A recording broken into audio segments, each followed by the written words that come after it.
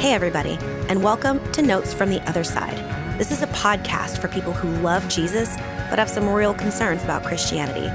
Here at Notes, we take a microscope to some of Christianity's thornier topics and people using a progressive theological lens and a socio-historical approach to studying the Bible. So if that sounds like your jam, come on in and have a seat. But buckle up, it might get bumpy.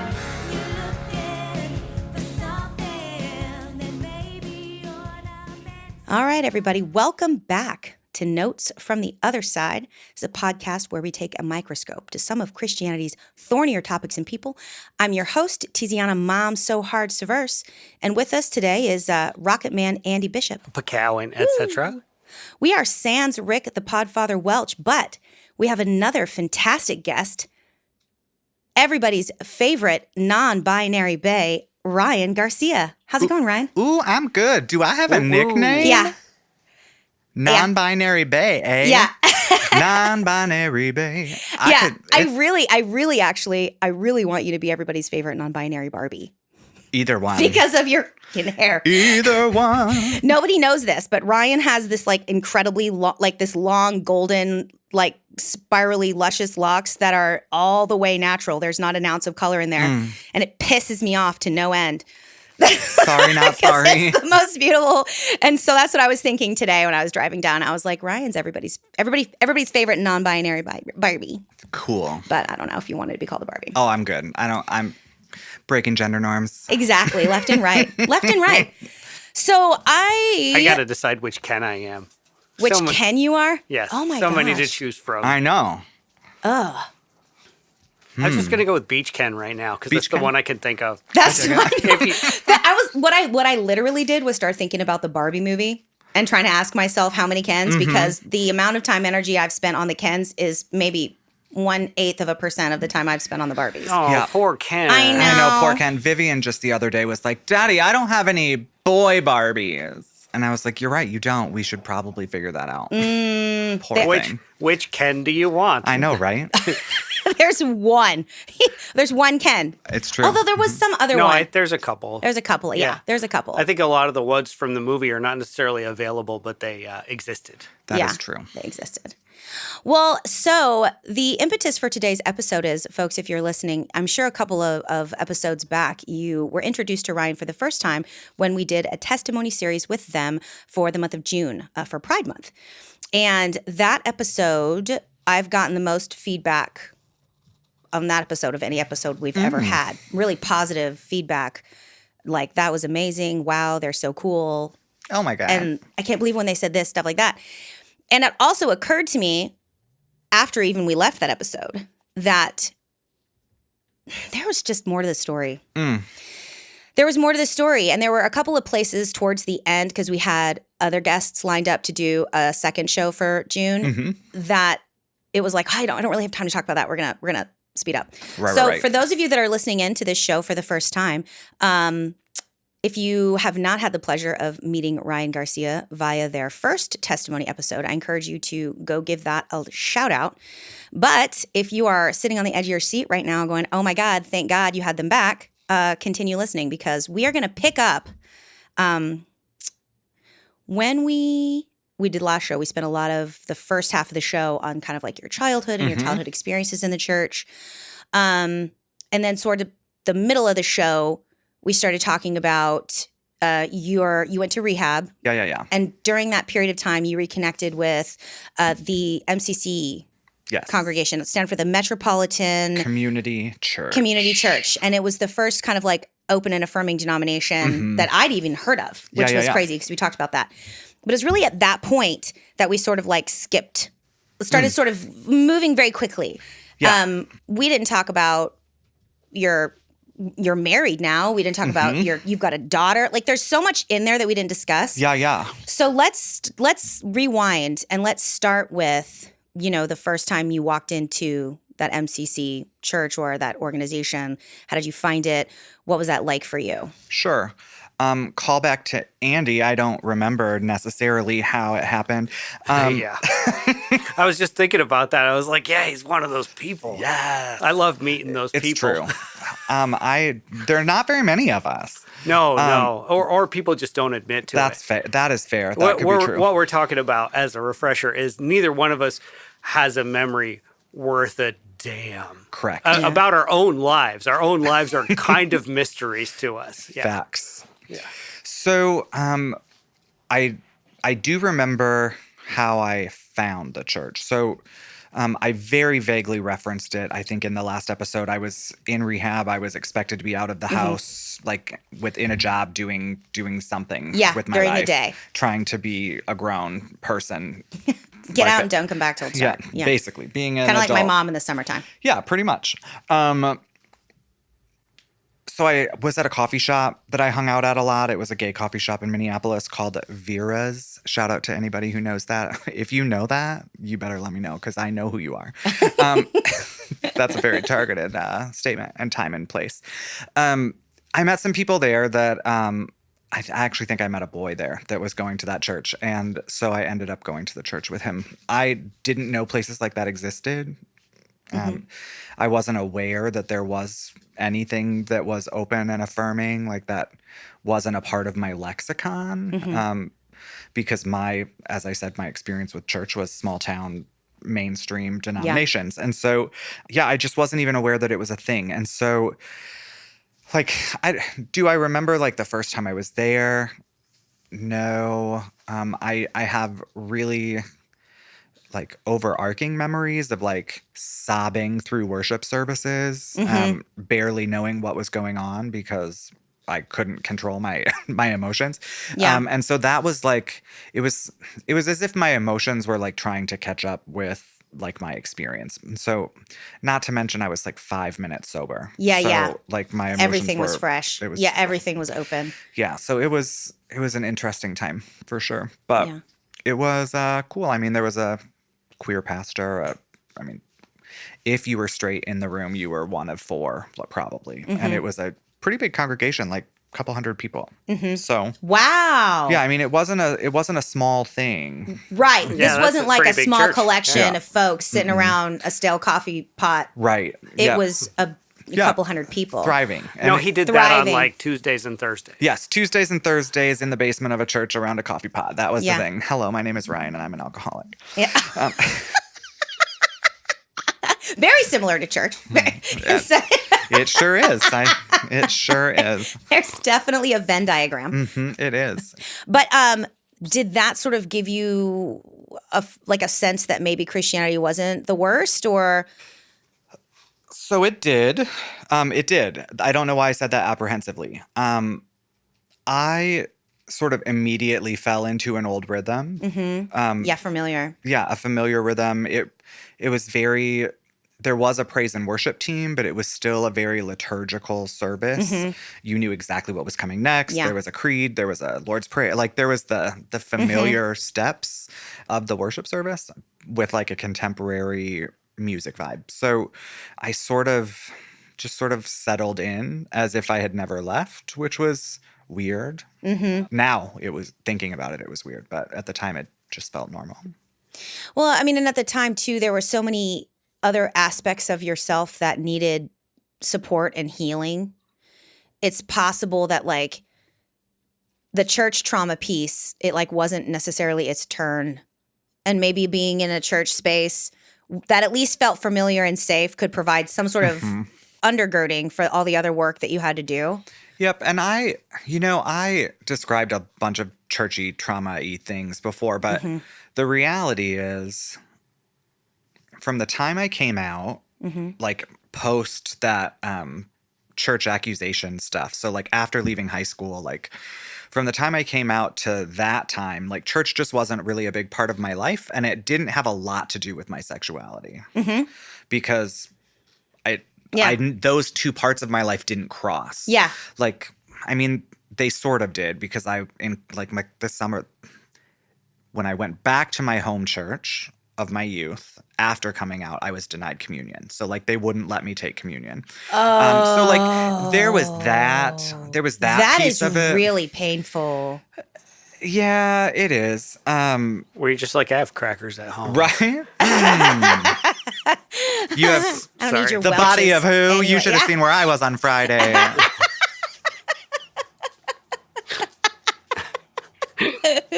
Cacao. But was So, I mean, there was that. did they and tell you beforehand? Oh, by the way, Honestly, I don't remember. Oh, that's Probably. I mean, I don't. so rude. I feel like if I had walked up and they were like, no bread Yeah. for you. Like, I Yeah. feel like that would have been a memory that stuck. Yeah. But, no. So I don't think it was like live in real time. It was just like, by the and way, I wasn't not allowed to come forward. I was allowed to come forward and kneel and have a blessing. Yeah. But I wasn't allowed the sacrament. yeah, But neither were Catholics. Like Yeah. they denied communion to anyone that wasn't Missouri Synod Lutheran. So like oh, okay. So you were. It was like- there were plenty of people in the pews at that point that also were like, in theory, I Yeah, mean, I don't know that interesting. I paid Yeah. much attention, but so there wasn't a lot of the like. I don't know if I made it out to sound like that before, but leaving the church was traumatic and horrible, and all of that did happen. But coming back to the church wasn't like. It wasn't necessarily a full circle homecoming. It Yeah. was just like a reclaiming of something yes, that like exactly. something Yeah. that like someone else decided wasn't for me. But, Yes, you got to decide now. yeah, if so- it was for you or not. So it wasn't a crazy Yeah. like jump. And like I said, theologically, the theology of that church was very similar to what I grew up with. It was Easter and Christmas and baptism. And I mean, they let women be preachers. They let queers be preachers, which was cool. But like they still had some of that very traditionalist viewpoints. So it wasn't a foreign like it Right. was. You it weren't was- learning a new language. Right. That's true. What did your parents think about that? I don't know. Yeah. I'm not sure that I don't know that we ever taught, like, I don't know that it was ever a conversation. There were many years where we just did not discuss, like, my life. And that was the alternative of fighting. So it wasn't, Yeah. it wasn't a bad thing. Like, Yeah, I it mean, was just we're not it was going to have this horrible. There were conversation. years we didn't know each other. Yeah. It was years before they really got to know who I was. But still, that might have been better than the alternative. It was. Yeah. I mean, because they did have. Anytime it came up, it was, you're going to hell. We're so sad we're not going to see you in the afterlife. Oh my God, what are we going to do? We're going to Yeah. die and never see you again. And Yeah. you're not going to get to heaven. And like, but I said, a couple years, like I said, the last time in passing, like they eventually justified some things and like let go of that a little bit. So Yeah. like there was a slow opening of that line of communication. But during that particular time of my life, the focus was solely on me not using drugs. Yeah. And so they really didn't care how, where, when, why, or what that looked like. Yeah. As long as I wasn't getting arrested, Yeah. making up stories, lying, being ridiculous. Right. Yeah. They were like this. It's all good. So I think they would rather would have seen me in a church than not in a church. Yeah. So, but did they ever come to my church? No. Like, Yeah. but they were in Iowa. I was in Minnesota. Like, it wasn't like, oh, come. It wasn't like an come hour on down the road or Sunday. something. Yeah, sure. But no, that part of that those lines never crossed. So how long were you in that program and how long were you involved with that church? So I was in the rehab program for 3 months, and I was in the church. If I'm putting the pieces together, looking back, I've tried to do this math and create a life timeline for myself. Yeah. It's never the same thing twice. But as far as I can tell, I moved back to Iowa in 2006 after my grandfather died, which was maybe 6 to 8 months after I started drinking again, which then was, so that's 2006, 2005, so 3 or 4 years. Okay. 3 years? I don't know. Yeah. 3 So you years, had a maybe. period of time for like 3 years where you were like doing good. You Yeah, were I was- kicking ass. Were you in school? Yes, I did go back to school. I didn't get it finished, but I made some pretty dramatic strides towards my degree at that point, in that juncture. Yeah. I think I went to 5 colleges before I actually graduated. Yeah. For a semester, for a year. But Right. yeah, I went to school working on my substance abuse certificate. Yeah. So then what brought you back to Iowa?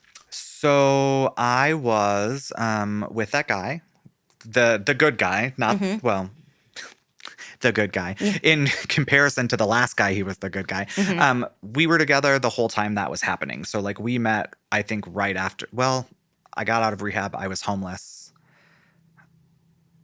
for like 3 or 4 months, and during those 3 or 4 months, I met him, and we were together that whole time before I relapsed. But we ended up breaking up not long before I relapsed.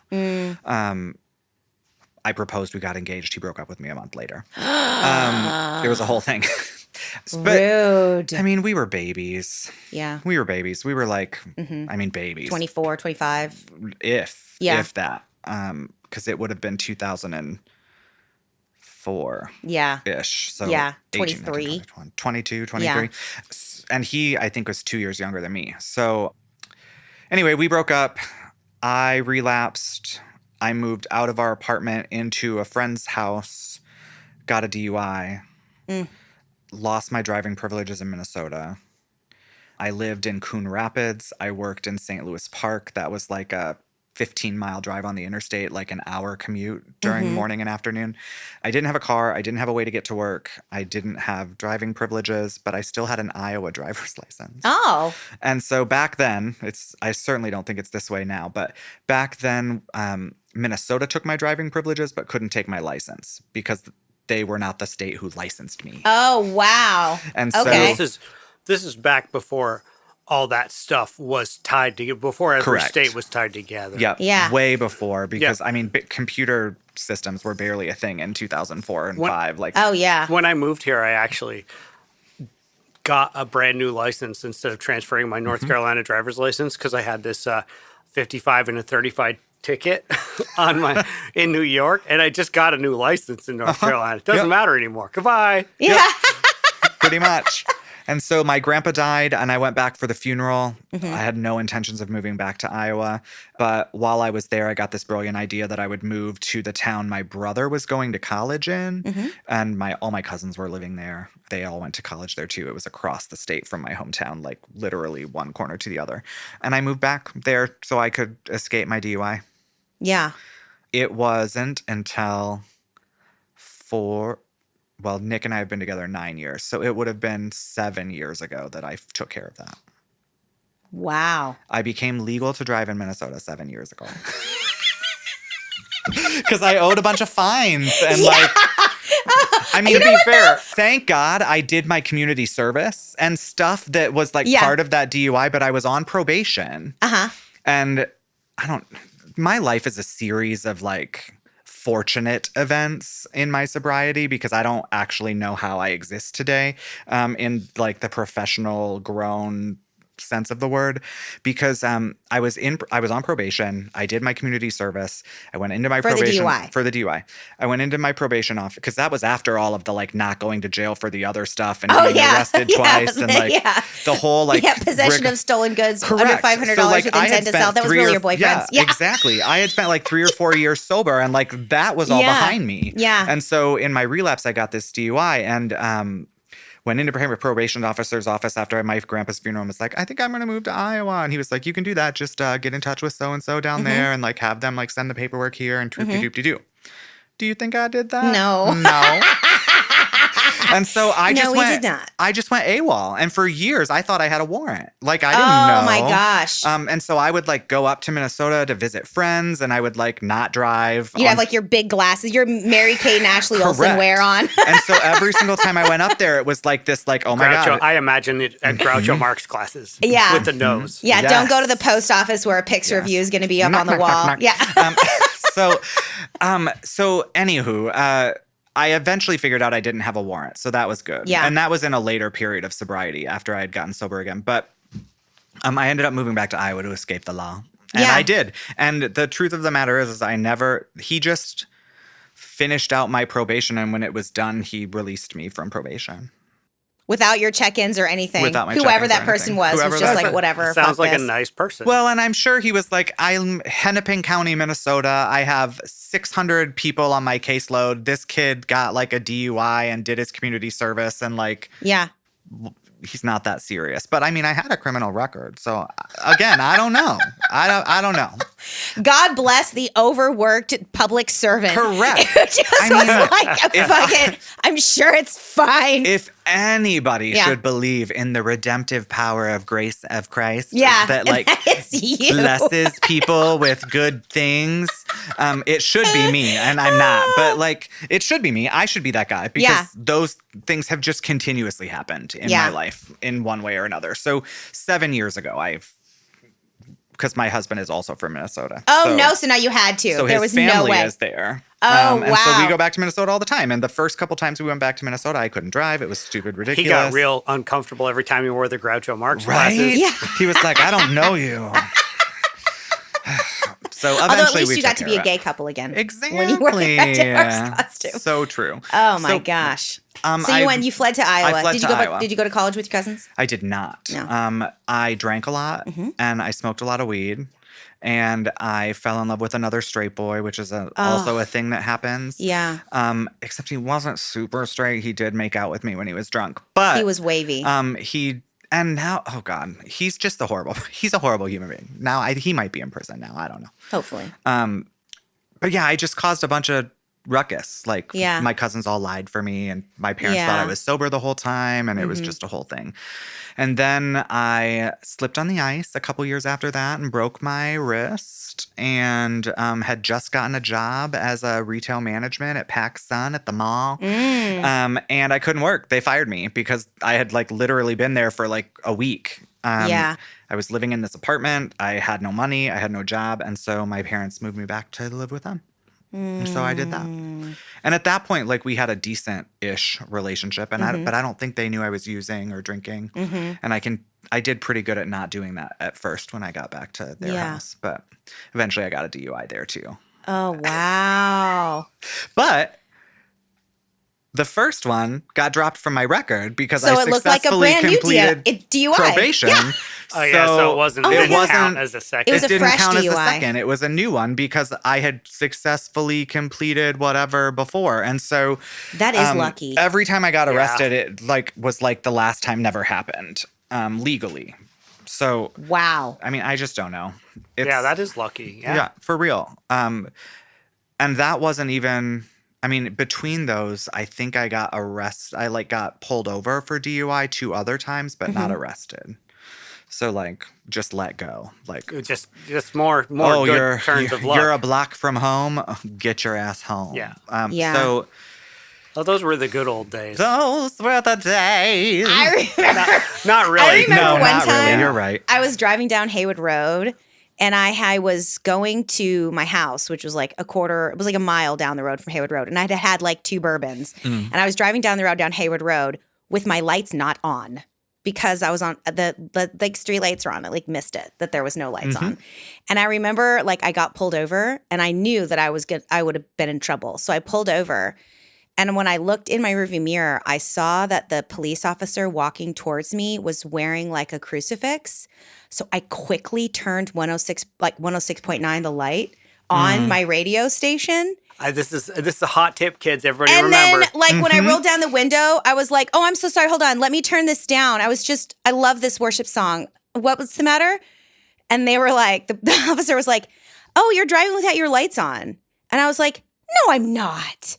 And he goes, ugh. And he reached in my car, turned my lights on and said, drive safe. And I was like, oh, thank you. Turned it up. Shout to the Lord, you know. So funny.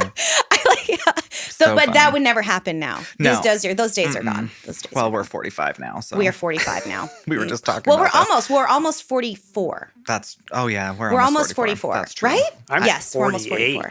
Ooh. It's like creeping on that 50, sir. It's coming up on it. It's all right. Listen, neither of you are going to experience perimenopause, so I don't want to hear it. Fact. Anywho, but so we've talked about Iowa. So at this point, you're ping-ponging between Iowa and Minnesota.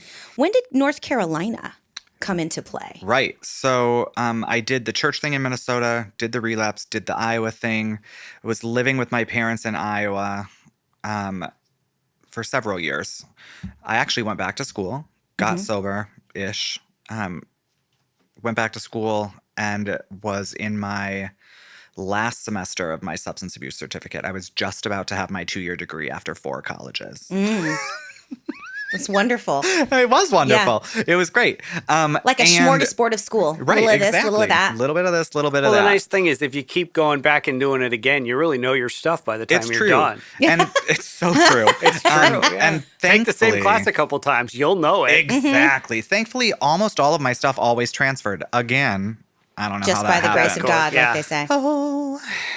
So my brother, his wife at the time, well, she's still his wife, but at the time, my brother and his wife and myself were like snowed in for the 300th Christmas in a row and like negative 40-degree weather. And we're just like, what the fuck are we doing here? We're like in our 20s, like. Talking to the wrong person, I still miss snow. Oh, Yeah. well, you can have it. Yeah, it's all yours, And truth be friend. told, that's sort of why I live here. That's one Yeah. of the reasons why I'm happy we landed here, because we still get some kind of winter, but it's Right. not the Every once in a while, we get a nice snow. You Uh-huh. could play in it a little Right. bit. It's Yeah, but it's not totally the fine. shine. But it's not the soul crushing shining. weight of You know? I'm not getting lost in a hedge maze and dying. Correct. Right. Yeah. Or Correct. losing your mind because you're snowbound in your mansion. It's true. And so I we hate it when that happens. I know, know. right? It's the worst. It's so true. So we basically hatched a plan to move willy-nilly and told our parents we were peace out and we're out. You can come if you want, but we're out. Yeah. I was not a college graduate yet. My brother had just graduated from college and had the beginning stages of his career, but my dad was hard in his career path, right? And so he was like, we will move, but I get to pick where we go. Wow. It is about where I can get a job. That's incredible that your That is parents were cool. like, okay, Yeah. fine, let's go. It didn't even take them long to consider. I mean, it was so. My parents were like, don't let the door hit you on the ass. We were all gone within a year of that conversation. Yeah. Wow. Wow. And so That's amazing. My dad was running packing houses. He was the general manager of a packing house in the Midwest. And apparently the company he currently works for in Asheville had been hedge hunting him for years. And so he came down here and made a bunch of ridiculous demands that he thought no one would ever meet. And they gave him everything he asked for. And he retired my mother. They moved down here.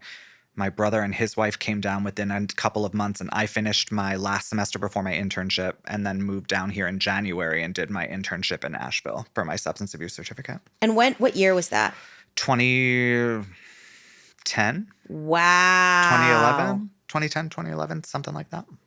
That's amazing. Yeah. So within a year of that initial conversation, we had picked up and moved our whole lives. My parents were in their late 40s. No. Yeah. Late 40s. Always lived in the same small town. Just we're all right. Let's go. Deuces. Dad visited here. Maybe they were ready too. Yeah, I mean, For a fresh start. Well, in Asheville of all places.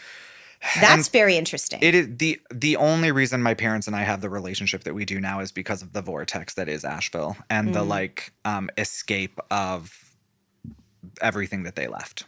They suddenly were able to They could be more free. they could be Yeah, more free to sure. even explore the idea Right. that Yeah, it's that you weren't going to hell. That- it's not a terrible thing. Yeah. It's not a terrible thing to get away from your. Well, and we talk about this on the show a lot too. And this was one of the kind of the key points of your testimony episode, the previous episode, was how important representation is and Yeah. why representation matters. Yep. And why it matters to be you in a Christian space and Yeah. unabashedly a non-binary individual. And Asheville, circa 2010, was still crusty. I mean, Lexington Avenue was crusty. Was that before? That was the Bell Share days. It was the Bell Share days. Mhm. Yeah. Was it before the end of Vincent's Ear? No, Vincent's Ear had already ended then. And because the place that was Vincent's Ear was Liquid Dragon. And I know because that's where I got my tattoo. And I got my tattoo in 2011 or something. Because I have plenty of Albatross party pictures. So Vincent's Ear was the cool place. That was where the White Stripes played when they were brand nice. new in Yeah, Asheville. it's kind of That's like cool. always been to me. I'm always ready to have this conversation. I won't drag it out. But Vincent's Ear to me was when that closed, that was the end of the Asheville Like It was the beginning and the end of it. It was the beginning of the end. That marked Yeah. the turn from the Asheville people thought they were coming to for 15, 20 years. Yeah. It was that Asheville. Yeah, turn it into it's the process. It was the beginning of the process of turning Asheville into breweries and bridal parties. So I remember when that Riverside was just warehouses. Yeah. Absolutely poor people owned. Some of them lived in, and just some of the best parties you've ever been to I'm sure. were held in these giant warehouse spaces that like 20-year-olds could afford. Yeah. I do think that we were part of the last crew to move Yes. to Asheville. Yeah, before that still would have been a good. remember. That the still way would have that been a Asheville good was. time. Yeah, Yeah. that still would have Yeah. been a good time. Not that I'm like hating on Asheville. It is what it is. Oh, it's very nice. It's not what it It's was. not what it was, And no. it's because of people like me. Who moved here and ruined it. No. what- No. I mean, to a certain extent, I mean, it is. Andy's like, well, it is your fault, actually. Well, no. I mean, it's the artists in the gay community. Yeah. They're the ones that, like, the artistic community, the gay community, are the ones that made Asheville attractive. Yeah. Right? Yeah. Even that was before the money, before Yeah. neat breweries. That was way before that. But that was who made the scene. It That's was exactly the gay right. community and the artistic community. That's what made it Asheville. And that's what I mean. Like, of all the places your parents could have picked, right? Yeah, it They was- happened to land at this place who had an identity of being Yeah. a place where queer people could just be people and could live their lives and be openly queer. Because there used to be, I mean, like one of the famous stickers was Asheville, where girls kiss. That Yeah. was like the famous bumper sticker. That was like the local bumper sticker that everybody thought was so funny. Because there, of course, we're a little blue dot in a big red state. Well, and Asheville is, it offered everything that for exposure that a city would have given you while still pretending that you lived in a small town. And so they weren't uncomfortable because it was still familiar. Small it was enough. still small-ish feeling, and they lived in Fletcher and still do. But That's where Rick lives. oh, nice. Oh my God. I wonder if, They live off, well, I'm not going to say. Fletcher's kind of big. In Fletcher this. is kind of big, Yeah. but whatever. they, I'm like, they live in the same town. They know each other. they might. Yeah, maybe. But they still, they still got pushed out of their comfort zone a little Yeah. bit. Hey, So that's usually a good thing. it is a good thing. It is a great thing. Like I don't think they recognize the slow burn that was the like improving of our relationship. Like I think I said to my mom once not that long ago, like, well, I mean, we didn't even like each other until we moved to Asheville. And she was like, that's not true. And I was like, well, I mean, Well, we it's we kinda didn't true. we Kinda didn't true. hang out a bunch. Yeah. I mean, I lived in your house, but like we didn't play well together. Right. Until like we didn't have the type of relationship that we do now until after we moved here. And so moving was sort of a pivotal thing. For them too, it sounds like really for them to just be like, that critical transition point of walking away from everything that you've been because that's how you were raised versus what are you going to be because that's what you're choosing, which is Yeah. everything that you represented to them at that point. Yeah.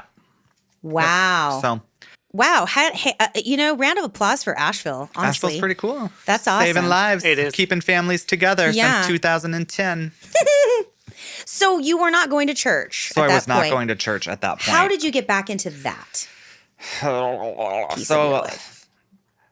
I left the MCC when I moved, and then I was back in small town Iowa. Yeah. So like there wasn't the availability of church community, at least not that I sought out. There definitely wasn't in my home. That's not true. So I attempted church in Dubuque a little bit, but not really. But then I moved back to Spencer, and I spent an entire several months church bouncing. I would go to a church and they would be like, oh my gosh, we're so glad you're here. And then I would be like, oh, can I sing? And they'd be like, no, sorry, no queer people. And Right. no Yeah. queer people at the mic. Sure. And so church after church, and I even went to the most non-denominational yada yada yada. Nope, sorry, no church and no queers in leadership. And so anyway, that was a thing. And then we moved here, and I went to a UCC church downtown. And so I was there for several years before Land of Sky. There's another UCC in town? Yep. It's it's on Woodfin Street, that big brick church, the big stone church Andy, with the red that's doors. where we recorded. That's where we recorded. Oh, I remember that. Yeah, Yeah. we rented that First to record congregational a piano UCC. for something. What was We it? we What was it for? I it can't was remember. for our second album. Yeah, we used the piano, right? We used the piano. Yeah, we could rent the sanctuary. I used to play that piano a ton. The minister of music was a little queer man with salt and Gary. pepper hair. Oh my god. Yeah, Gary. Because that for me, that was my first exposure to a queer person at all in leadership. Yeah, and yeah. I was miles away in my own testimony from even remotely returning to Sure, Christianity at all. But I remember being like, wait, that's a thing you can do. Yeah. People are doing that? Yep. So I was there most of the, like, I started going there pretty soon after moving here. And when I moved here, I was still like, I was still like relapsey. Like I was sober, and then my parents moved here 3 months before I did, and I was like drinking by myself. And so when I came here, I was like, I'm gonna do this for real. I'm gonna get sober. And so like I went to AA and did the whole thing, and like went to this church, and like I really like started hitting the ground running again. So I was there for a long time. Well, I've been at Land of Sky for 11 years, so that would have been 2014. So I went to that church for 3 years. And in those 3 years, I drank and didn't drink. Like that church really like held me through some like pretty like difficult times. Back and forth, in and out. Because I got clean 9 months before I got the job at the church that I'm at now. Wow. So, so I did the thing there. I sang in the choir. I was a deacon. Similar experience to this thing before, right? Like I walked into that church again and immediately fell into a rhythm, like joined leadership, sang in the choir, did the thing. So how did you get to a point where you were willing, like you've mentioned a couple of times, we've not really directly addressed it, atonement theology, which we just released on Notes from the Other Side, a 2-part series on why I also think that atonement theology is bullshit, but because it's not actually what the Bible teaches, actually. Okay. I know. I mean, I guess what I mean when I say that is Pollyanity teaches that. Pollyanna. Well, yeah. So I guess what I mean by that is that I don't believe that this idea that you're born into original sin and that you don't have a choice. For sure. You must be atoned. That piece of you must be atoned for. You're born into it. There's no choice. People have certainly shaped Paul's teachings to mean that, and it doesn't. It doesn't mean that. How were you? So what was going on for you, like theologically? You're involved in these churches. The queer piece of you, that church trauma, you're like, no, that's not true. I can be here. How are you functioning in leadership and as a, music minister and all this other stuff? How are you? What were your battles with other theologies within Christianity at that point? Yeah, so I didn't have any because I still bought the rhetoric. Like I bought what they were selling. The MCC was still atonement. To some extent, the UCC that I was at was still atonement. So they still are saying there's a heaven and there's a hell, and you have to accept Jesus Christ as your personal Lord and Savior if you're going to go to heaven. I mean, essentially. Yeah. I mean, I think that I'm going to make some sweeping statements, right? Like, so if you don't know the United Church of Christ, it is a denomination that doesn't force their churches to subscribe to a theology, to a teaching. Like it sets out guidelines, it sets some basic expectations, and there's a word for it. I can't come up with it. A denomination that like has free will within the churches. I wish I could come up with it, but it's not going to come to me. Agency. It is, but like there's a very specific churchy term for the type of denomination that it is. But a bunch of you out there. Not a franchise. It's not a franchise. Yeah. So the Southern Conference of UCC that we are in currently has possibly the most diverse types of churches in it. So like you can go to a UCC and get a Southern Baptist experience. Like you can go to a UCC church and hear fire and brimstone and heaven and hell. And interesting. So, I mean, you could go right down the mountain to Hickory and you're going to get atonement theology at their UCC church. Their UCC church is lovely. Not talking trash at all. But they have everybody's allowed to choose. Everybody gets to choose the way that they come about centering their message around Jesus. And so it's still out there. in a lot of ways. And so I didn't start really dismantling that until my current like iteration of spirituality. What happened there? I went to a church that challenged it, that allowed for the challenging of it. Yeah. I mean, I've always pushed against the like grain. I've always said, what do you mean babies go to hell? What do you mean if you're not baptized and you've never heard the name Jesus, you go to hell? What do you mean women can't be in leadership? Like I've always pushed against the grain of like the centralized fundamentalism that is atonement.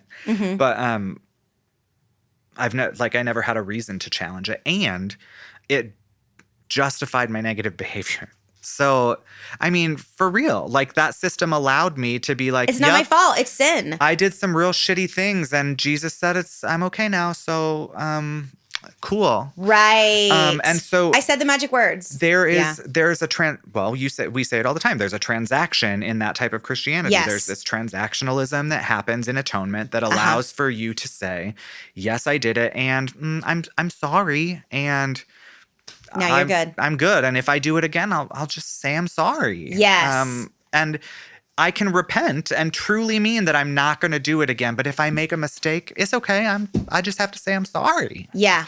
And that carried me through some real, like, I may not be alive if it weren't for the fact that I thought I could be saved, right? Like, who knows if the despair of the guilt that I carried for many of the things that I did would have taken me right out the door if it weren't for the fact that I carried this belief system that said that I could be flawed and horrible and disgusting and also be holy and saved and righteous. There's nothing wrong with that idea. Like that, I hear what you're saying. I think you can carry that through and do good with it. Just like you can carry through the idea that like there's this ultimate plan and design for your life that was written in the stars before you were born, and you have free will, but ultimately if you just keep your eye on the prize, you're going to end up where you're supposed to, and everything happens. Like there is good in that way of living. Yeah. For if people. that's what brings you peace. But is bullshit for me. Right. I don't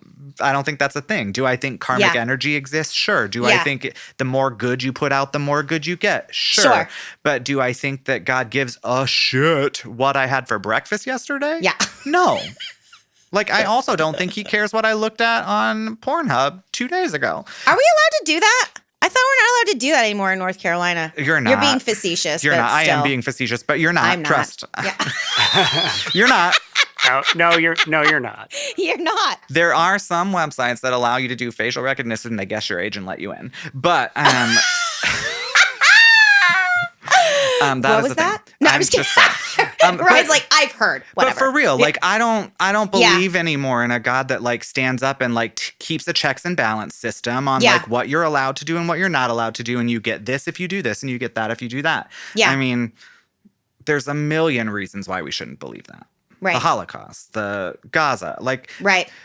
slavery. Like there's a million reasons why good, beautiful people had horrible things happen to them. And if you don't believe in heaven and hell anymore, it certainly doesn't make sense that I don't know. It just never makes sense to me. It doesn't make any sense to me. No, it that definitely, when I was a child and growing up in church and always in my fundamentalist religion, I always was the one that was like, I don't get that. I don't get it. Yeah. Because to me, that seems like a very petty God that, we've created. And this is what we talked about on the previous episode, is that, humans created the age of accountability, which is not biblical at all, because we had to find some way to manage the cognitive dissonance of saying that, if the day after your 13th birthday, you die and go to heaven, but if it's the day, or the day after you're going to go to hell, but if it's the day before you go to heaven, like that is such a small and petty God. Yeah, for That sure. is such a small and petty God. And so I could never quite, and when I was ejected via violent sexual assault from the church myself, because it was the last man of the cloth to put his hands on me, not the first, but it was the last. Like, I could not understand how a person who'd experienced that and then found a spirituality outside of Christianity, like God was going to look at that experience and be like, ugh, you were so close, but Darn it. I know, it doesn't make any sense. It's like Willy Wonka in the Chocolate Factory when they hit the bad egg one. Oh, you're the bat. Bah, bah, Well, it's like this idea of atonement is the ultimate transaction. Yeah. And if you believe that spirituality isn't transactional, which they say they don't, it's not transactional. It's by grace. Right. It's by grace. You have it. You're born to it. Yeah. Jesus died You so just no have one to receive it. Jesus died so no one ever had to think about it again. Yeah. Like, it was the whole point. Every person from the day of his death on is saved because it's not a transaction. However, if you don't but see, and that's do the thing. If you don't, well, that's the thing. Like the prayer of salvation has been reduced to an incantation. Yeah. Or like a secret password or a secret handshake to get into a club, For rather than what it should have been, which was a decision to become a disciple of a certain spiritual path and a way of navigating that would necessarily require you to examine your motives in your heart and whatever you find therein, line it up towards this spiritual path and make some decisions, which is the essence of almost. Correct. I mean, you can go to Kung Fu and have that be. Well, and you that's why I'm not a universalist. Yeah. That's why I don't believe in universalism. Because before we got our mitts on things, every major prophet across the land has taught, be in line with your spirit, do good, la la la la. Like, the basic core principle of all of them has always been love your neighbor, treat people with kindness. And then we got our little mitts on everything in all of the ways. And we started designing theology and it's not just Christianity, it's all of the things. Yeah. They make it all a complicated have series weird. of tests and chutes and ladders. But I do believe that the central basic God piece of all of it is the same. Yes. And that's the part that's real. And if I was a universalist, I would believe that they were saved because Jesus did it for them. Yeah. But I don't think that's it at all. I think Jesus was one of many who came to like shake up the systems, to like boil it down to simplicity again, to like give the people, his audience, a way to do that, as did Gandhi, as did that's why heretic me in my last episode was like, yeah, Jesus is cool. I mean, I don't think he really was that like original. Like, lots of people have said things since and before, and it's all kind of the same. But you know, then you have your Pauls who like put their spin on it. I mean, Paul changed a ton of what Jesus said. Well, he wasn't there. Correct. But the oral traditions that reached him, he decided meant something. And then he put this salvation lens through it. And then after like that, like the gospel writers ran with it. And I mean, there's not a flood story in every culture it's not an accident. Like, that's because there's lots of floods. It's true. There's also not an accident. There's a virgin birth in almost every culture. It's the story of time that we as humans have used to explain our existence, our place, our purpose. We've used the pieces that lie around us in our culture to create this idea to explain what somebody said was simple and made it complicated. We humaned it and we messed it up. We humaned it. Yeah. We humaned it. Now, Christianity is pretty cool. I agree. And also. But you have to find a way to navigate within it. You do. And that's it, right? Like I've made this joke several times and I consistently make it and I probably will. Like, I genuinely believe somehow that Jesus Christ is an ascended being, a part of the pantheon of ascended beings, and that he literally picked me and was like, you are going to really need my support. Can I be with you through your life? And I was like, yes, please, will you do that? And he has consistently, whether I subscribe to Christianity as a whole or not. And so now that I've made the decision, to return to Christianity, I'm like, okay, bro, it's just you and me. It's you and me. But all this other stuff that I've been taught about you and about what you said, like, I know who you are and you talk to me, but I'm still not sure that I know exactly what you came here to do. So can we go on a journey to like figure it out together? Well, and I look at that and I hear that and I value that and I I think that it's true. I don't ever question people's story like It might that. be a mental illness, though. It's not a mental illness. It's not at all. But what my argument Yeah. would be is you're just hearing the God piece that's inside all of us. And you call that God piece Jesus because that's who your mama told you was God. Yeah, that's where Yeah. you're from. And that's Yeah. cool. Like you are in tune with the God piece, like the heaven on earth, Yeah.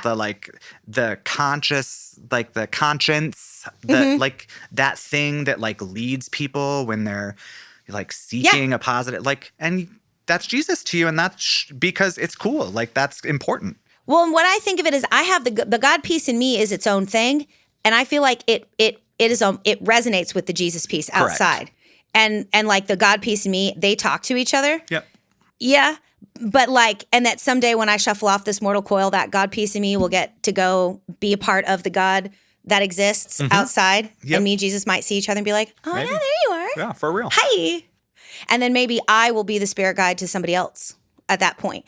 You know, I don't know. Yeah. You know, because I mean, there's all kinds of. Well, I'm pretty sure he's up there fist bumping with Gandhi, being like, "Look at these fuckers. They don't know Look what at they're him. doing. Look at him. Look what I'm they've done sure. to our message." It's so, you know, I've read, because I did do a series, and it got disrupted by a variety of things, but I did do a study on heaven and hell a while back. I listened to it. But I actually had several interviews lined up with people who had died and come back. And some of that stuff, like some of the similarities, that's an interesting path to go down if you're curious, because so many, first of all, near-death experiences and people's experience of the other side is culture bound. Yep. So people in Asian cultures will wake up in like a field of cherry blossoms. I read a paper that was a collection of Native American stories of near-death experiences, and they always found themselves in a hunting ground that was full of game, and all of their family was there in villages. And my great-grandmother, who was Native American, she used to say when she died, she was going to go to the happy hunting ground. Yeah. Because that was the concept of heaven. But there's all these other elements of the dying experience that are exactly the same, but what we get when we get there is 100% culture bound. Yeah. So like if you want streets of gold and like castles and stupid shit like that, Have at it. have it.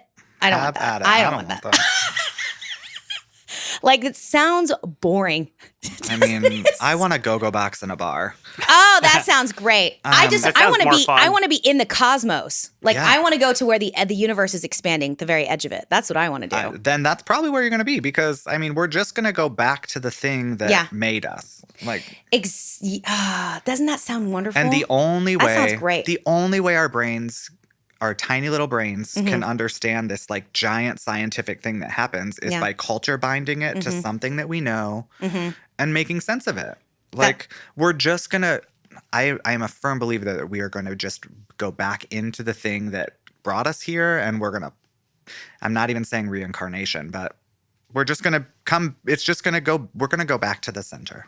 Yeah. And then we're gonna do it all over again, because we're just energy at the end of the day. All of us. Like, spirit is just energy. Yeah, and it's like magnets. It's attracted to itself, and like people that have been with people that have died and what they've experienced it in the moment. Like it's fascinating. I'm actually like quite excited about it. Yeah. I think it's going to be a super fun adventure. Yeah, it sounds very cool. I'm like not at all scared or worried about it. It sounds great. But okay, anyway, back to your personal story, because the thing is, so I started unraveling all of this when I started in my current position in a community that like made it okay to question things, and it's just been piece by piece. Mm-hmm. So how did you get from the UCC downtown to Land of Sky? So there is a connection between the two churches that goes back many years, and so they're not strangers to one another. They go to prom together and stuff? Kind of, yeah. I mean, they used to. But the job came open, and someone in my congregation who was friends with Sarah and Amanda basically were like, you need to go do this. Like, you play the piano every Sunday before worship. I didn't have any music leadership in the other church. I was just another bozo on the bus playing piano. Like, I wasn't even invited to play piano before worship. I just sort of did it. You just like slid onto the bench one day. Kind of. Yeah. I mean, I might have asked or whatever if I could do it. And then Gary probably said, oh, yeah, sure, you can do it this one Sunday. And that just sort of turned into me playing pre-service every single Sunday that I was in the building. Yeah. And I sang in the choir, blah, blah, blah. But I didn't have any leadership there. Right. And even when I sang on praise teams, it still wasn't like leadership. Like I wasn't the leader of the praise team. I just sang some songs on a microphone. Yeah. And so, and I was 9 months sober. So I was like, well, I don't have any business leading in that kind of way. But they convinced me that I should. So I did. And then they hired me against their better judgment. Just kidding. And you've they been must there not have had since, any yeah. other applicants. I don't know. No, I've been there ever since. And That was so that was 2014? August of 2014. So I'm August of coming up on 2014. my 11th year there next month. Wow. Yeah, that's cool. Yeah, Yeah. 11 years. Yeah. And so they have seen me grow up from a baby because I relapsed a lot in my like recovery journey. But like the last one was really bad. It was really bad. It was the only relapse that took me back to meth. Oh, wow. And so like I drank and smoked weed a bunch over the years, like, but I had mostly avoided any other like The hard drugs, hard yeah. substances, even though those were like my personal favorites, which is why I avoided them. Cause I was like, well, I'm not really Yeah. that bad. I can just drink a little. Wah. Yeah. And so this last one took me back to methamphetamines and it almost took me out. Like I was in my first week of my internship of my BSW program. And I missed the entire second week because I was partying. I didn't Wow. go. I just didn't go. I mean, I was like, I'm sick. Yeah. I didn't like just ghost them. But, Yeah. Yeah. my boss, my like manager or whatever of my internship was out of town that week. And so I felt free to like not go because I was like under the eye of some assistant person Yeah. who wasn't really in charge. Right. But she was coming back. And so I was like, I got to go back. And I had been up for like 3 days and I was living in my parents' house again. And they knew I was using. They kept, they were trying to get me to stop and I was denying it. La, la, la, la, la. But I was driving to my internship that morning and I like caught a glimpse of myself in my rearview mirror and I did not recognize myself. Like I could tell that I had been used. Like I was like, if I show up to this place like this, I'm fucked. Yeah. I'm cooked. Like my goose is done. And so I called my dad. It's like, and I was like, I'm ready. I need help, blah, blah, blah, blah, blah. And so I did end up going back. I called out sick that last day. I ended up going back to my internship that very next day. But I might as well have just been newly sober at 18. Like it was horrible. That raw, Like, yeah. it was Hard, really yeah. bad. Like I couldn't, withdrawal bad. Like I was sitting at my desk for the first 3 days, like not able to even like do anything, just like pretending to be like functional. But I was present and, I was new. And so it was a lot of like chit chat anyway. But so anyway, no, I made it through there. But this community has seen me from that to this. And so Wow. they have seen and basically raised me from nothing. So. Wow. Yeah. And it's their fault I don't believe in Jesus. Just kidding. Oh, just kidding, Sarah. No, but for real. I stay because I love it. I stay because I still buy the message. I still eat the cereal. Like I just I don't necessarily have to package it the same way. Yeah. It's the same way that I stay with my husband who doesn't believe in God at all. Yeah. He thinks the God business is bullshit. You guys would get along really well. The God business. Right. I was just watching something yesterday about how easy it is to launder money with a church. So, Right? It's so easy. I'm Yeah. sure. I wouldn't know because you we just- don't do that. You just inflate your donations. Yeah, I'm sure. Oh, it's that easy. Wow. That's it. You just somebody gives you $10, you say they gave you 25. Don't get crazy with it. Boom. Apparently it's pretty reliable. Not surprised I'm not at surprised all. either. But that's how I stay with him. Yeah. Like, that's how I'm with someone. Forgiveness. Well, forgiveness and... I know, I'm kidding. I know Open you to the are. mystery. Well, it's just, I don't, like, we have the same morals. We believe the same things. Like, the package is different. I was still pretty much a Jesus freak when we got together. Like, Mm-hmm. and So it's not like you're surprising him with something. Yeah. no. And he knew that I was a churchy person. I mean, we were friends in Minneapolis when I was at that other church. Like, Oh my gosh, really? oh, so that you don't know anything about So that. I don't know anything about that. And I don't know how long we've been recording, but I want to 7:22. 7:22. We're about to head an hour. I might start it a couple minutes before we really started. Not even. though. Okay. So let's finish out this episode with who the fuck is Nick? Yeah. Okay.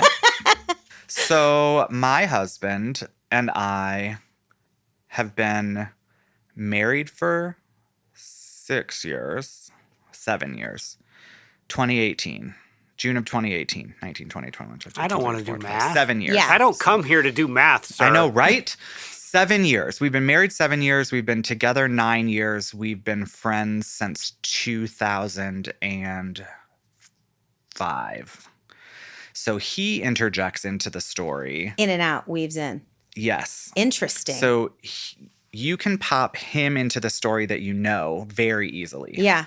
He remembers the first time we met. Surprisingly, I do not. But I know he is telling the truth because one, it was two options. He was either sleeping with the guy I was with, and I don't know about it, or what he says is true. Because he can describe the inside of my apartment that I was living in detail. Okay. In detail. Yeah. So I was dating the guy that I was with at the church that I proposed to and then broke up with me, la, la, la, la, la. He was dating this other guy. Those two guys were friends. I'm going to air quote friends in this situation. We don't really know what was going on. All I know is they somehow magically were friends. And they came over for dinner twice to our apartment. And Nick remembers that. And Nick you don't. remembers that. Yeah. I do not. He remembers what I cooked. He remembers the inside of the apartment. Wow. Like, blah, blah, blah. I don't have any recollection of meeting him in that setting. Yeah. But we broke up. Me and my old Johan. boy broke up, yeah. Me and Johan broke up. And he was also, I was friends with this guy named Tony who was dating another guy named Bob. And he was also friends with them independently. He had just broken up with that dude. I had just broken up with my dude. And we were like wallowing in self-pity with our mutual friend. Oh, wow. And so we, for several months before I pieced out of Minneapolis, were like smoking weed together and hanging out and like being friendly. I was totally in love with him. Super obsessed. But have no recollection of meeting him the first time. I love that. I believe with every fiber of my being that we went on some dates. He says they weren't dates. Oh. I was like, so cuddling on a a couch watching a movie isn't a date? And he was like, it wasn't. Oh. And I was like, okay. Fine. So like we had that whole experience together. And then I moved away. And while I was away, he moved to Las Vegas and he was out there for a couple of years. But every time I would visit Minnesota, like we would end up in the same room, like either intentionally or unintentionally, because we had the same friends. I mean, all of his friends were my friends, and we sort of had a little friendly relationship, and so we always ended up in the same room. We did a little bit of kiki a couple of times over the years, but like it was never, I was never moving back to Minneapolis. He was sure as hell never moving to Iowa. And it was just never a thing. Like dating was never talked about. Like we had a good time. We hung out several times over the many years that I was gone. And then I moved to Asheville. And as I did often, I went back to Minnesota for Pride. We ended up planning to meet up and hang out, and we had lunch. And then we just sort of hung out the whole time I was there. I like didn't hang out with my friends that I went to see. Did every time you see Nick all these years, was every time you saw him like, all over again? For me, 100%. For him, apparently not. I love, apparently not. But for me, no. Like I would like every time I planned a trip to Minneapolis, he's so embarrassed, but I'm super cringe. Every time I would plan a trip to Minneapolis, I would diet. I would like get my shit. I would get my shit right. Nice. I would talk about like to people that I was friends with at the time. I'm gonna go back. I'm gonna see this guy. Yeah. What's and Nick up to? La la la la. Is he dating anyone? Like it's gonna be a whole thing. And so like it was intentional. intentional Yeah. on my part. I tell and I make no qualms about the fact that I stalked him for years. Oh. And we would have been horrible together. Horrible. Back in the day. When you were All of younger. the days. Yeah. All of the days from the minute we met to the time we ended up eventually getting together. Any of those other times, it would have been a shitstorm of disaster because we were not compatible. Like there was just nothing about the people that we were at those times that were compatible. I was either like super into church and like couldn't be with someone who didn't believe in God. Like I was either that person or I was like a super hot mess. Yeah. And he was either like he was just living his life, like doing the thing, like being a normal 20-something living downtown in a city, like having friends, like not like just doing the thing. Yeah. And I would have fucked it up big time, no matter. No, and you made a little sad face. I did. It's true. It's true. It just is. It's the story of my life. Like, I never met a relationship in those years I didn't mess up. Yeah. I mean, I wasn't the only guilty one in many of them, but still. So anyway, I moved to Asheville, planned the trip back. We ended up having lunch. We hung out that night at the bar. I worked at my friend's restaurant the next morning. And then we hung out after that, and then we hung out after that, and then we hung out after that. And then I stayed at his house the night before I left, and then came home. And we like kept talking, and he, I'll come visit you. You live in North Carolina? I've never been to North Carolina. That sounds cool. La la la la la. I'm gonna be going to Ohio this fall, and I'll just like add that into my trip. Well, he didn't. He didn't end up coming. Twist. Last-ish minute, it turned out that he couldn't come, and so he didn't.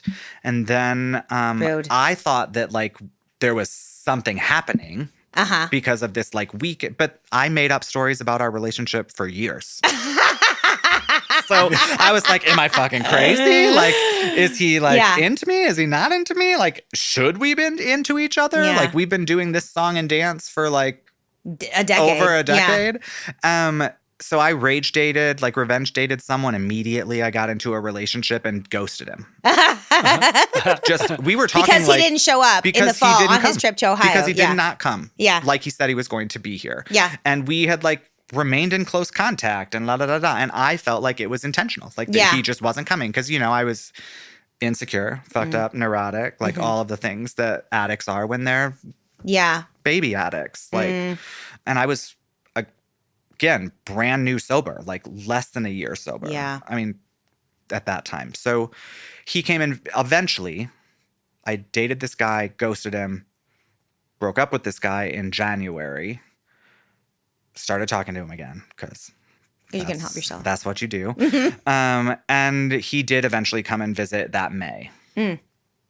And he was at my house for like 4 days and went back to Minnesota. And we basically talked on the phone like every morning, every afternoon, and every night for like several months.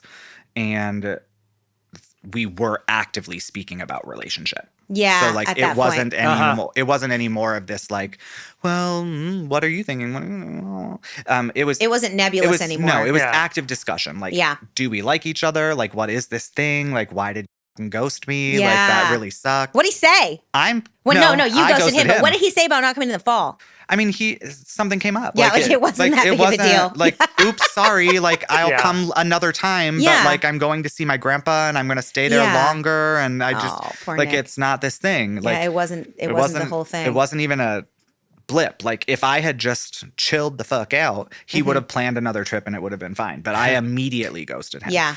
And I am not sure if I hadn't ghosted him, if he would have woken up to the fact that he was hip on me. Yeah. But, everything happens for a reason. Yeah. So, I don't know. We actively spoke about, like, what it would look like to be together because I was not moving. Yeah, I had just moved here. And I, at that point, was, like, newly sober, had a job, was graduated from college. Like, doing your internship. I was like... So you look like you're, like, I had my shit together. Yeah. I owned a house. Ooh. Like, Damn, you did have your I shit had together. just bought my house. Yeah, that's not nothing. And so I was like on this trajectory. And I was like, I'm not moving. My whole family moved here. I love it here. I'm not moving back to Minnesota. It's fucking cold. I don't care who you are. Like, we've been friends forever. And he came and visited and he was like, oh, I guess I could live here. So we made a plan for him to move here in September of that year. And he moved in July because of 2011. Of 2011.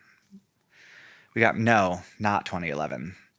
That was when I first moved here. I got sober in 2014. Oh, okay. Yeah. So in this history, it's my second temple period. Yeah. Yes. Okay. Yeah.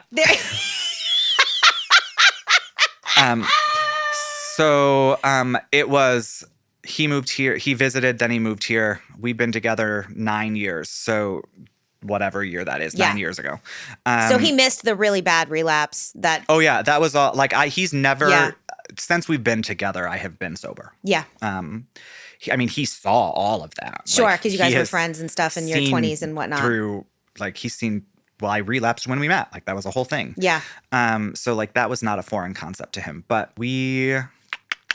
Like had this big conversation, like we've known each other a really long time. Are you really going to move here and live in my house? Like, are you going to move here and get your own place? Does that make any sense? Like we've known each other for 20 years. Yeah, if we're going to do it, let's just do it. And so we we made a really responsible plan and we got a storage unit and he moved his stuff here. We chose what of whose was going to be in the house. We put everything else in storage and swore we would keep it there for at least a year. So that nobody left the relationship with less than they came into it with. Sure. Yeah. If it didn't work. Because who knows? Smart. That's really smart. Yeah. So, and it worked. I don't know. We've been together ever since. He convinced me not to have children. And then promptly after I made peace with it, he decided he wanted a baby. I didn't know ever that I would be in a situation with someone who I love so much, who I could see having a family, and now I am. So let's have a baby. But I don't want a baby anymore. No, I'm just kidding. I already made the decision. It was this whole thing. But we had Vivian after a couple years of working on an adoption. Like we had her 5 years ago. She's 5 now. She was born June of the pandemic year, June 2020. So 3 months after the shutdown. Wow. Yep. So you're just coming up on it when it happened. Yeah. Yeah. And so she's been with us since she was 8 days old. So wow. Yes. So she's June of 2020, and Aurora's August of 2020. Yeah. Yep. They're just a few months apart. So, yeah, that's my husband in a nutshell. We have this super funny arc that kind of transcends my whole arc and his whole arc. And no, but I love it. He's like a thread that was tied in through your whole story. Yeah.